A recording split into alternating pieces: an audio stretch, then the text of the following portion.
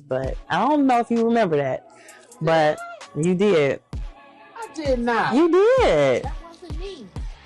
It was your emotions. It was definitely you. What did I say? You said congratulations, but I just can't because it was so fresh. Like it literally just happened.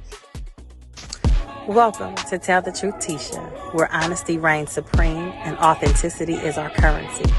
Join me as we dive into the depths of truth, unraveling stories and uncovering perspectives with my hot guests, hot topics, dope conversation, and more. Make sure you tune in because it's going to be a hot show. Everybody, welcome back to another episode of Tell the Truth Tisha. I am your social media influencer and motivational coach, Letitia Pittman. Make sure you smash the like button and then go over and hit subscribe so that way you get the daily notifications for when Tell the Truth Tisha comes live. We are out of my bedroom, so praise to that, and we are in the studio. I wanted to give you guys different content and allow you to not only hear my words of wisdom and conversation, but other people and see what's happening in the world. And if you relate to it, make sure you drop a comment. But tell your family to tune in to Tell the Truth Tisha, because this is a conversation that you are not going to want to miss. Do me a favor and go over to Instagram and follow me at Letitia Pittman Official. There you can see all of the daily motivation and some of my other things. I'm currently off into fitness again, and that's something that has taken precedent. And I'm definitely letting you guys into everything that I'm doing with my life, from me to my family, the whole nine. So I do have a lovely guest here with me today. One of my really, really, really great friends, who's also not my friend, but she's my sister as well. So she would kill me if I did not say that. The other ladies that you saw on the show also, those are my sisters as well. But yes, so we're sitting down with Miss Seleka, or a Divine Idea. Hey girl. Hi, Bootsy. How you? I'm all right, and they're my sisters too. They are. Just we are. Keep that real. Yeah. Put that out there too. The sisterhood is amazing. That's what I have to say. Yeah. I like that when you find like-minded females who all want the same thing, we can come together. But don't get it twisted now, honey. We can get at each other. Okay? We can. Not like that, though. Like, not to the point where we're going to pull out hair and teeth and things like that. But we can read each other real quick one time. Right. I did. That was a pun. Pulling folks here out. Mm-hmm. Right, I just take mine off. Take it off. Be like, you ain't had to pull it out. I just take it off. Put it right there. So today I want to have a conversation, and she has no idea what we're about to talk about today. But as she sat down, it came to me. We need to have this conversation about grief. Oof. Yeah. She's going to go there. I definitely am. We got tissue? I don't see not one piece box of tissue in here. And we both, not too long ago, experienced losses, great losses that have impacted us in our life. And literally we have been each other's rock through it all. And some people don't know how to actually handle grief. And this is something that we deal with on a day-to-day basis. I know how she feels. She knows how I feel. And I think through our conversation with each other and just uplifting, and I don't know, what would you say, about grief? No, not that. I'm just talking about us as far as helping each other get through it. You have helped me in so many ways because of your just your outlook on things. You're very positive. You are incredibly amazing. Thank you. And you keep me on my toes. Yeah, you keep me on my toes. So what I can say is that having you in my life through some heinous stuff. When my mom passed away, she was the first person I went to. Don't do it. You're going to have me on the floor. I was devastated because I was shocked. I was just, and if it wasn't for Tisha, I don't know if I would have made it through like I did. Tisha, do you see how cold my hands are? Tisha always, she just She kept me right. She was like, I know. She was at my house. Everybody, I was like, I don't want nobody. First of all, I was 9 months pregnant. Okay, show up. I was there, and then ended up having a baby a couple days later. Yes. And I think my mom, when she told me how the birth was, when you told me that you almost died, I was like, oh my God. And I believe my mom was there. I know she was. I believe my mom was there with you. Yeah. Because my mother loved her some Tisha, child. Everybody loves me. Yeah, everybody loves you. Guys are gonna love me too. Look, I got a little tear in my eye, Jesus, because I mean, because I think that it's so important for people to be able to see that side of you, the vulnerability, and to be able to have a conversation about something. Oh, I'm getting ready to get started, Lord. But why you do this to me? But nobody has nobody knows the time, the day, or the hour that you're gonna lose somebody, and when it happens,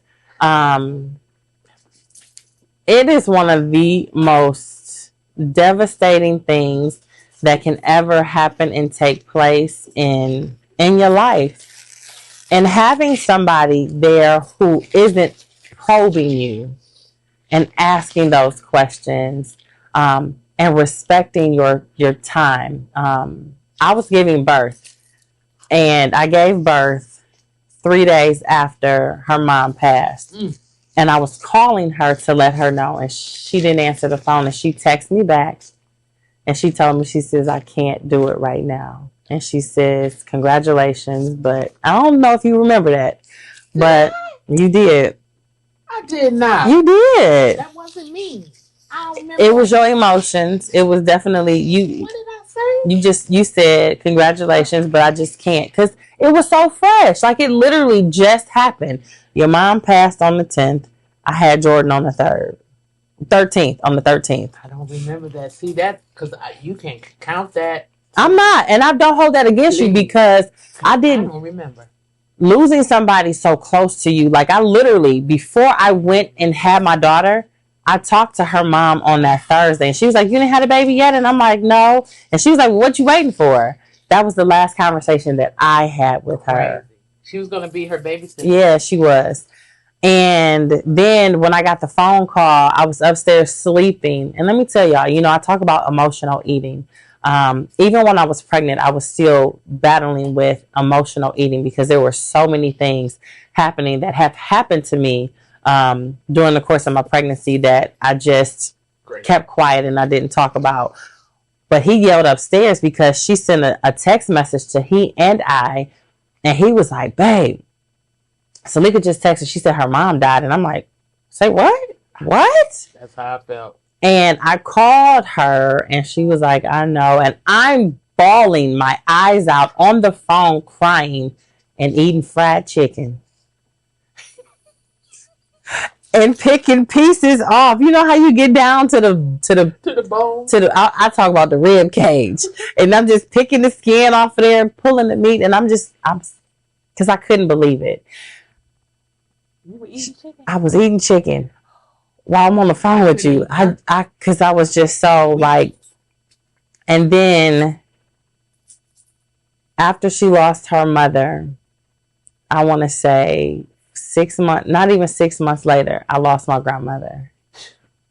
And baby, when I say, that was crazy, wasn't it? Heavy. Like boom, boom. It was just happening. And nobody can prepare you for things like that. And I think that us having each other, and not just you and I, because I'm not excluding everybody else who was there to help, but everybody. But having that connection and that understanding, she literally helped me. And it's still helping me. I'm sorry, y'all. I'm going to look over here. Because it's hard. And losing somebody who is so close to you,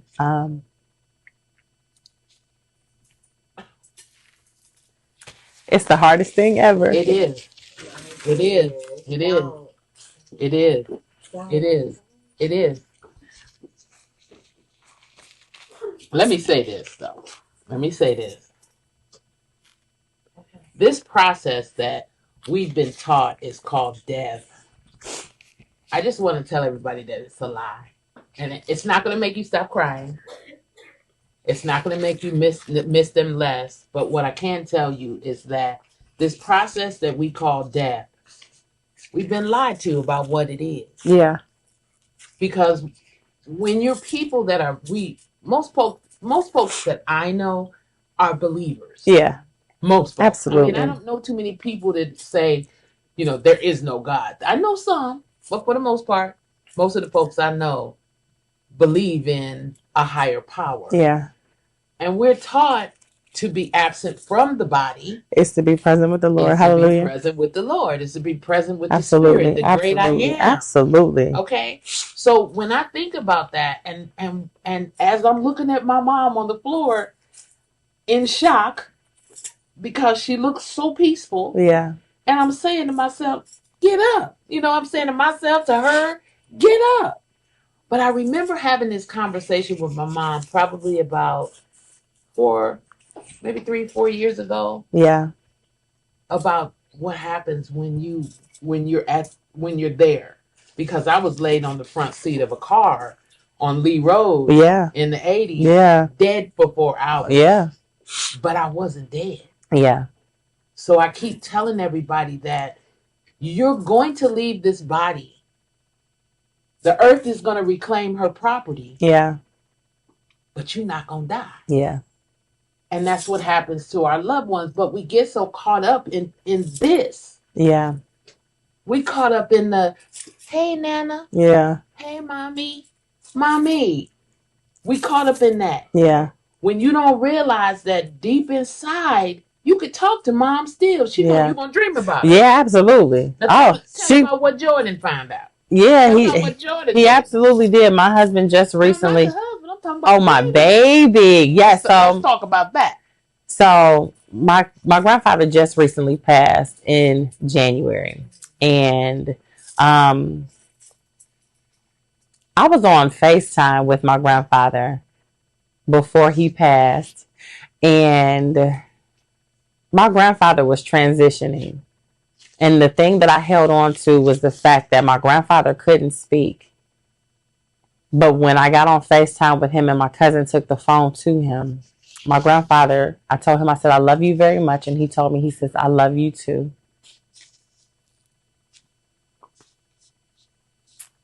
And I told him I would call him back to check on him. My grandfather lifted his hand and he waved goodbye. Because he knew and he was ready. But the thing is that we aren't prepared and we're not ready. And the thing that she's talking about is that my daughter sits on my lap because I work from home. Y'all know I'm at home all the time. And every morning she looks up at the ceiling and she says, Mommy, 18 months old. So I don't know who it is. My grandmother, my grandfather, my husband's father, my husband's grandfather.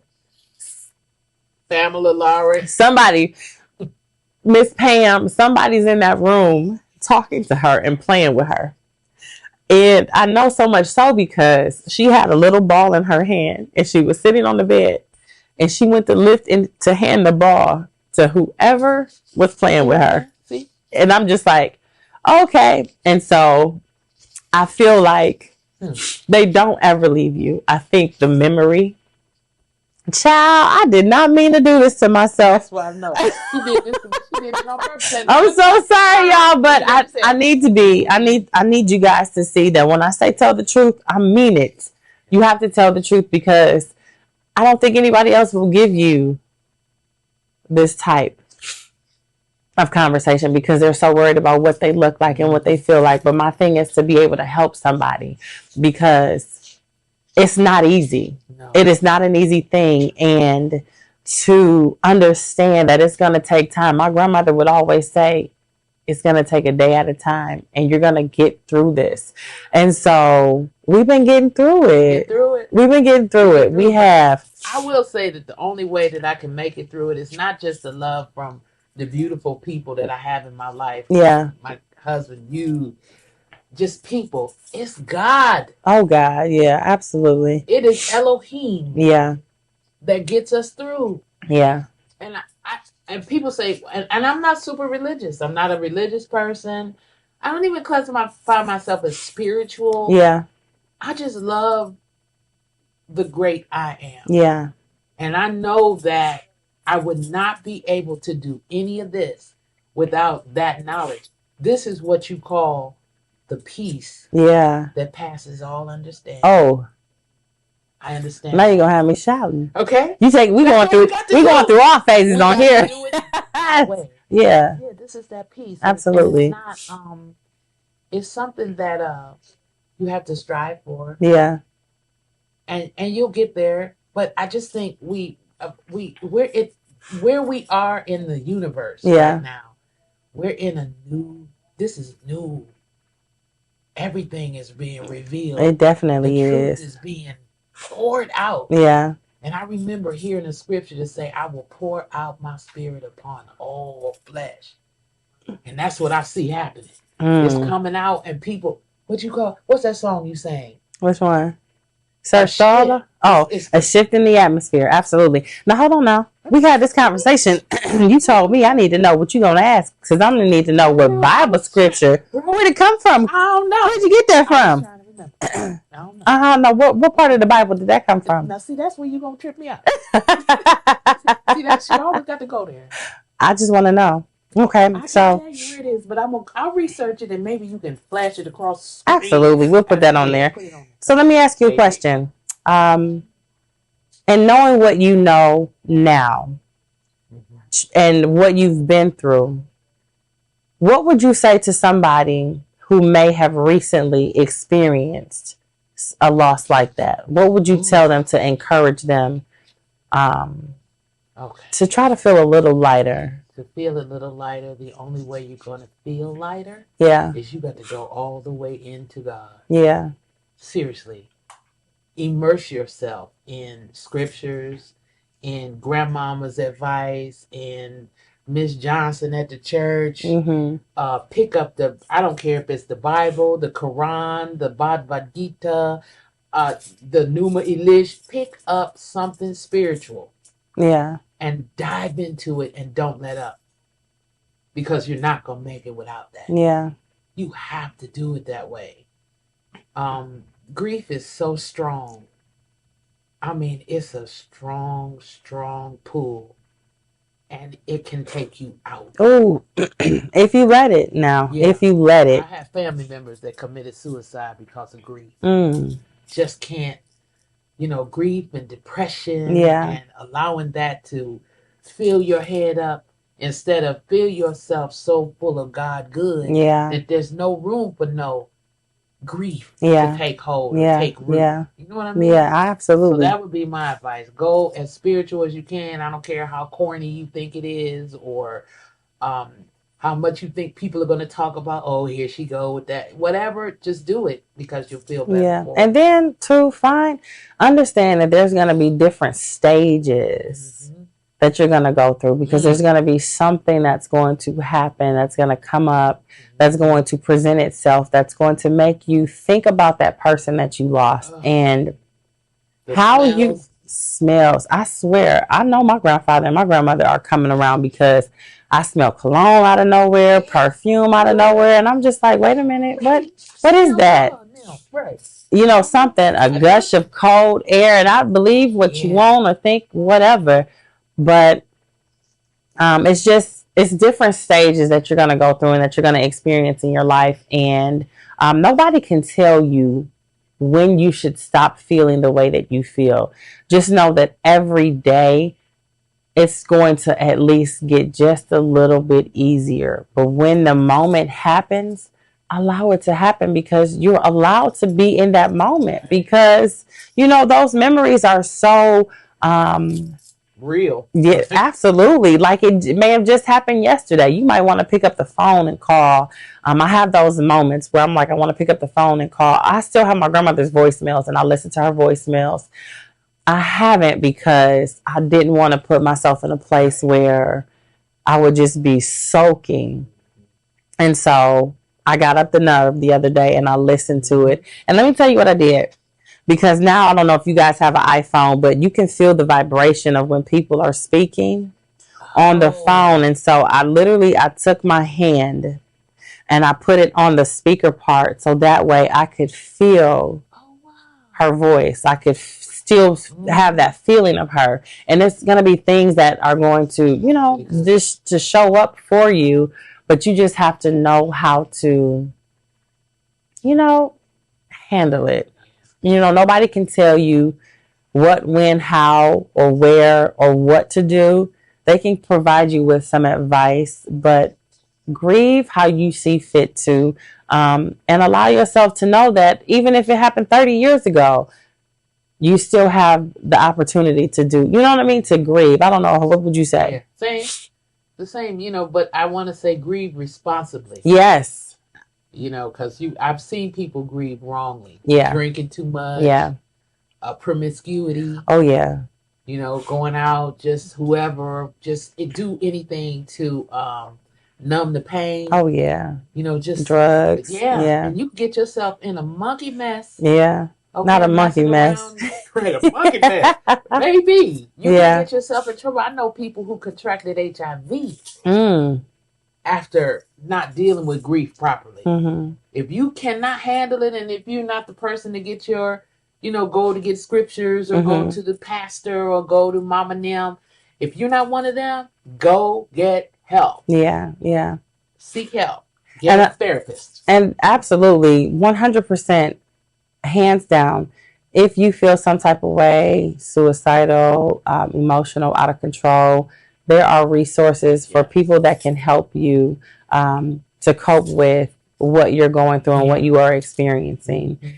So I want to say a part of grief for me, and that I found inspiration from, I don't know, I think that I was fearful of leaving this earth and not accomplishing my goals.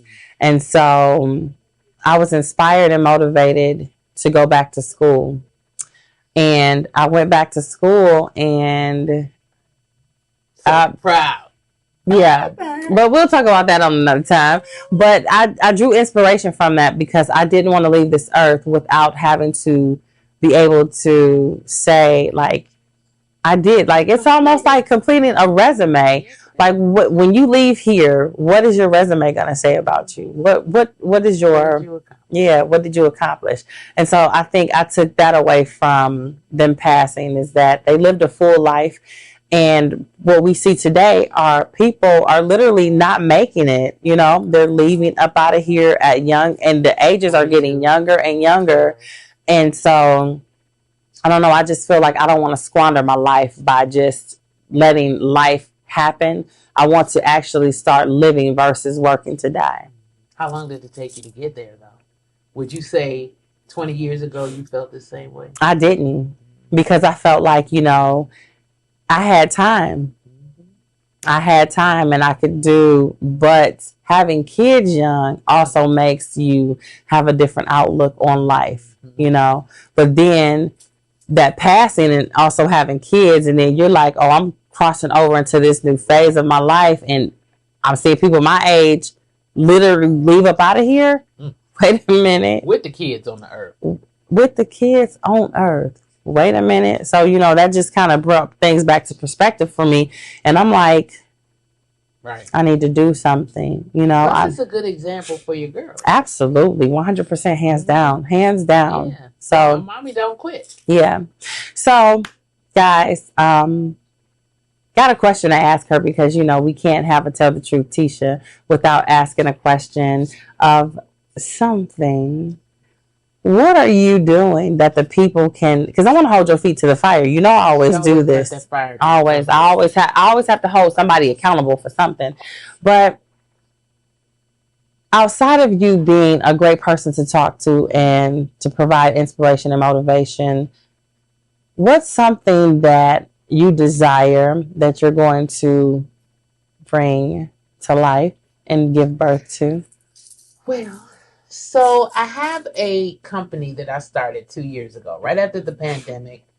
I had talked with my mom and I was like, Mom, I need to be legitimate. And she was like, okay, so do it. You know, and so I started Fist Media. Okay. That's all it is right now. It is legitimate. I mean, I have all the stuff, the EIN and register with the state of Ohio and all that. And that's where I am, right there. And you always tell me, get busy. I listened to what you told Jamie, and I'm thinking to myself, she talking to me, get up off my toe. Because I have to start doing something with it. So the whole reason why I started Fist Media is because I was sick of seeing what was in the media as it related to us. Big girls, dark girls, skinny girls, black women, old women. And I'm just sick of, I don't want to throw any particular artists out there, but, the Cardi B, Megan Thee Stallion, what's the other girl, the one with the pink, something about, I was about to start doing this, but what's the girl's name? And she's new now, and she was in Paris. Talking about she going to, yes. I don't even want to say that child's name because I don't. The name is. We're just going to call another name Fluky Flana. Okay? Oh, that's right. That's what it is. Okay. Right. But see, this is what the media is sucking up. Yeah, they are. And saying, oh, this is black women. This is what it means to be free, to express yourself. And so with this media, I want it to be funny. Yeah. Or focused, informative, stimulating, and thought-provoking.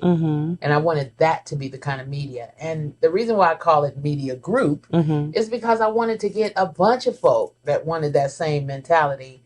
And we put all our chips in the basket and we make a big thing, have a conglomerate. Yeah. And so that was my goal. Okay. I'm still working on it. Won't he do it? He will. And God is good. But you know what I found? You want to know what I found? What'd you find? Is that when we put those things out in the atmosphere and ask for help, we have to also do the work in order to show him that we want it just as bad, okay, for him to start doing what it is that we need him to do to work on our behalf. Because we're showing him that we're working on our behalf. Praise the Lord. Right. Praise him. Hallelujah. Yes, glory. Glory. All right, guys. So listen. We play all the time. Fist Media. Thank you, Seleka Lowry, for sitting down with me today. But on Tell the Truth T-shirt, we have to leave our followers with a motivational saying for the day. So what would you leave somebody as an inspiration? Oh, I thought about this and I said to myself, what can I say? This is something that you inspired and something my mom always said. Something like she was sitting right here like, say that. Never quit until your good is better and your better is best. I like that. I like that. Where can people follow you? Well, you can follow me on Fist Media Group Incorporated.